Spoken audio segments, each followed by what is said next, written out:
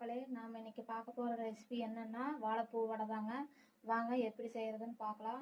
நான் ஒரு கப் அளவுக்கு கடலைப்பருப்பு எடுத்து 2 மணி நேரம் ஊற வச்சு கழுவி எடுத்து வச்சுருக்கேன். இப்போ இதை அரைச்சிக்கலாங்க. கொரகொரப்பாக அரைச்சிக்கலாம் வாங்க. 1 டேபிள் ஸ்பூன் சோம்பு, ஒரு அரை துண்டு இஞ்சி, 4 பல் பூண்டு, காரத்துக்கு தேவையான வரமிளகா, நம்ம கழுவி எடுத்து வச்சுருந்த கடலைப்பருப்பு இதையும் சேர்த்து நல்லா கொரகொரப்பாக கம்மியாக தண்ணி விட்டு அரைச்சிக்கலாங்க.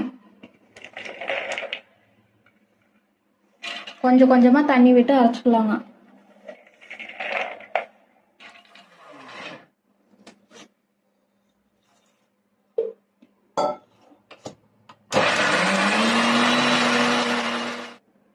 இப்போ இந்த அளவு கொரகொரப்பாக அரைச்சிக்கலாங்க.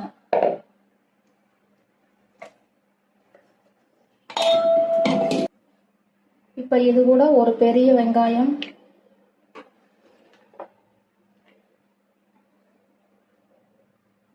2 பச்சை மிளகாய், கொஞ்சம் கொத்தமல்லி, கருவேப்பிலை,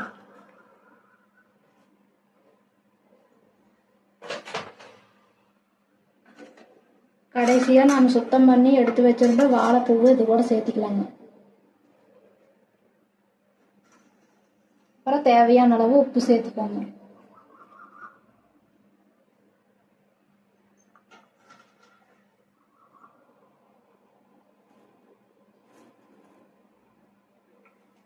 இப்போ வாங்க வடையை சுட்டு எடுத்துக்கலாம். இப்படியே மிதமான சூட்லேயே சுட்டு எடுத்துக்கலாங்க. இப்படி உருண்டை பிடிச்சி எடுத்துங்க. கையில் இப்படி வச்சு ஒரு அழுத்தினீங்கன்னா இவ்வளோதாங்க. இப்போ போட்டு எடுத்துக்கலாம்.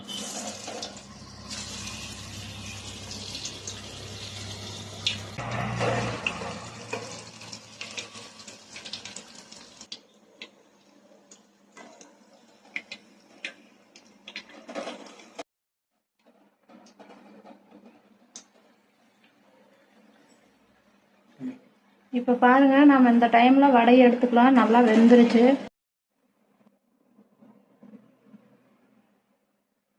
இப்போ பாருங்க, ஃபைனலாக எல்லா வடையும் சுட்டு எடுத்தாச்சு. முறுமுறுப்பான